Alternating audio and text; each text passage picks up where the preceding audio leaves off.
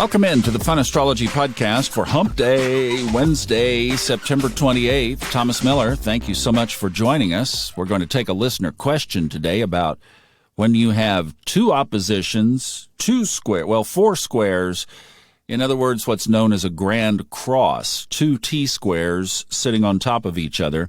How do you interpret that? We'll talk about that in just a second. Let me mention again, Kristen Lawhead has put together these really cool lunar weekly calendars that are going to be posted every Friday for the following week in our Discord channel. They're free to download, free to access, and the Discord channel is free to join. So just search up Fun Astrology Podcast in Discord. Now, today's sky. For those of you in the United States, you hopefully slept through today's aspect. Mars trining retrograde Saturn, the two malefic planets kissing in the night. Hopefully you didn't have bad dreams, and hopefully you weren't awakened. When did that happen? Oh, yes, it happened at 1:48 this morning Eastern Time. Some of you were up, I'm sure. Heck, that's not even 11 p.m. on the West Coast, not to mention our friends in Hawaii who are probably having dinner. But look, these are two significant planetary energies right now. This is an air trine.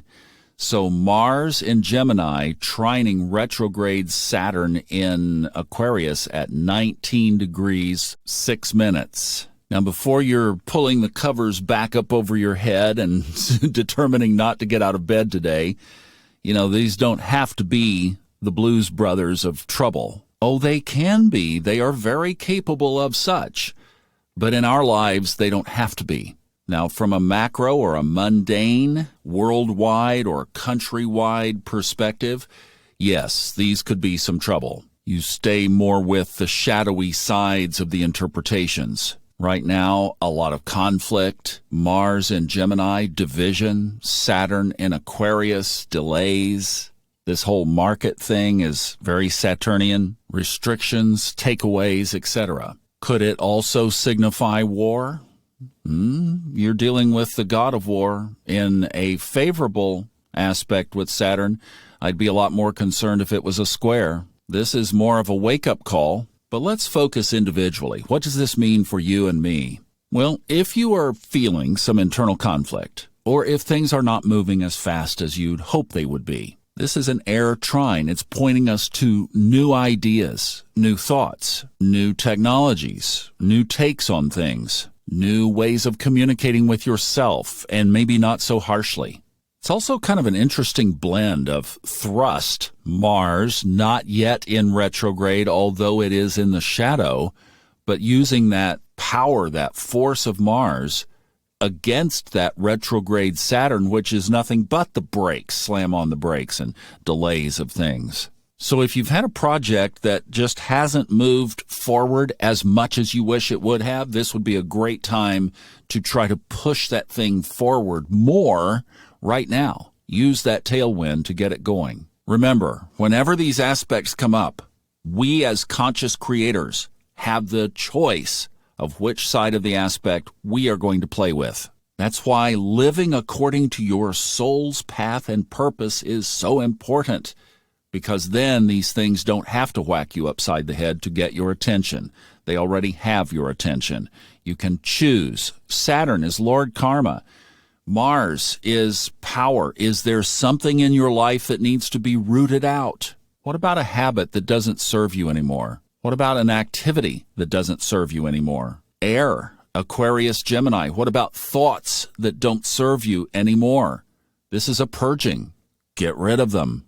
All right, I spent more time on that than I intended to, but I think that is a very important aspect, especially since we are talking about in ancient astrology and classic astrology, classical astrology, the two malefics.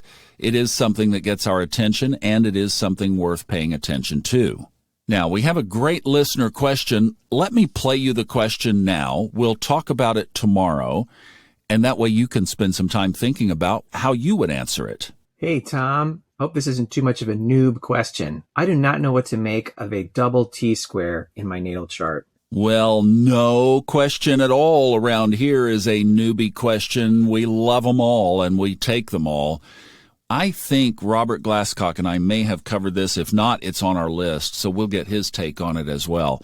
This is a great question. So think of how you would answer Justin's question. Now, we're not going to get into the individual placements. We don't go into individual charts here.